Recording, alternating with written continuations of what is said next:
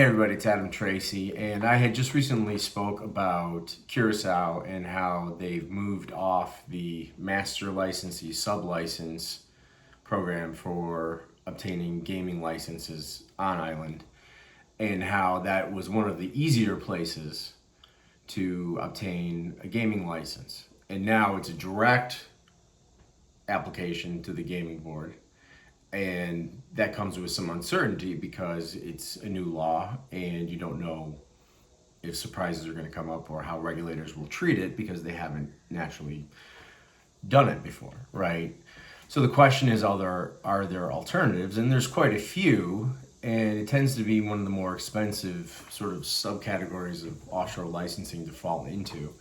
But one particular jurisdiction I want to talk about was the Isle of Man, because I get so many questions about it now that Curacao has sort of scared some people off. And Isle of Man is a British protectorate, so it kind of falls in with, it's a white-listed with the UK, and it allows you to operate throughout the EU and Asia and really anywhere but the United States. So it's positive in that regard, and it's well regarded. But the cost structure is a little bit different. So what you have is a £5,000 application fee, and then you have a £35,000 annual license fee. So it can be a little pricey as you go through the process if you aren't already an established operator, right? As a startup, you may price some people out of the market.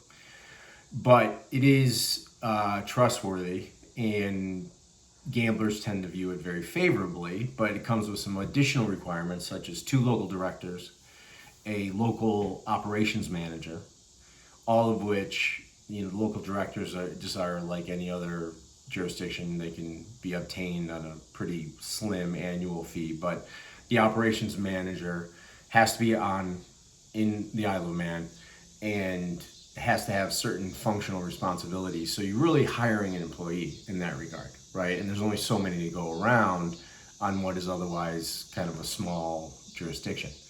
So you have some costs, built into there. And then obviously, as with any gaming, you have the software costs, right? And people always ask me about that, and not to segue into something different, but, white label software providers will typically charge you like an onboarding fee for the software integration together with some kind of rev share with a monthly minimum, right? And that will vary, and it's negotiable, right? So there's a lot of different providers out there, and I'm happy to make recommendations to, ones that I feel comfortable working with, should anybody have any questions. But back to the Isle of Man, in addition to all of that, of course, your economic substance rules apply, where you have to have an office, and you also have to house servers and bank within the Isle of Man, right? So your trading accounts, your bank accounts have to be in the Isle of Man. But what I found is, for a licensed provider or a provider going through the licensing process, it's not that difficult to get banking. And there's actually really reputable, good tier 1 banks with branches on the island. The question becomes, can you open them remotely? Most of which you cannot, some of which you can, a few. But your larger banks, more established banks, would require a trip to the Isle of Man, which a lot of people come to me don't want to make the trip, right? And that's, understandable. Obviously, it's not necessarily like a vacation destination by any stretch of the imagination, but for banking purposes, you may have to go there. Not only that, during the licensing process, there's actually a meeting that you have to have with the gaming commission, and typically the people that have to attend are the local director and the local operations manager. You can have a designated officer and an off-island operations manager, right?